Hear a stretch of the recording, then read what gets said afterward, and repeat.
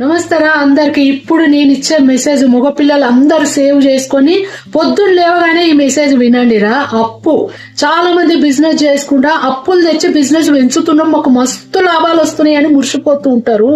కానీ అప్పు ఎంత అనర్థమో తెలుసా? ఆ అప్పు తెచ్చిన అప్పుకు మిత్తిలు కట్టలేక ఇప్పుడు వచ్చిన లాభం అంతా మిత్తిలకు పోతుంది. ఎవడన్నా పొరపాటున బిజినెస్ లో ఎవడన్నా నిన్ను ముంచిండు అనుకో, ఇక నువ్వు నీ పిల్లలు నడి రోడ్డు మీద చిప్ప పట్టుకొని బతకాల్సిందే.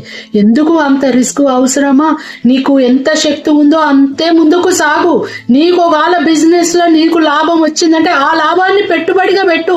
ఎవడన్నా ముంచినా గానీ ఓకే లాభమే పగదా పోయిందని అనుకోవచ్చు. కానీ నువ్వు అప్పులు తెచ్చి పెట్టి ఎవడన్నా నిన్ను ముంచితే మాత్రము ఈ అసలు కట్టలేక వీడికి మిత్తి కట్టలేక తల్లె ముత్త అమ్ముకొని మొత్తం కట్టి నువ్వు నడి రోడ్డు మీద నువ్వు నీ పిల్లలు బిచ్చం అడుక్కునే స్థాయికి వస్తుంది. ఇది బాగా గుర్తుంచుకోండి, జాగ్రత్తగా ఉండండి.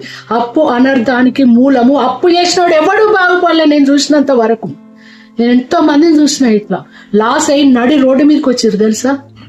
జర జాగ్రత్తగా ఉండండి. అరే రోజు వినండి రా ఈ మెసేజ్, మీకు కొంచెం కళ్ళు తెలిసి బుద్ధాన్ని వస్తుంది, ఆలోచిస్తారు.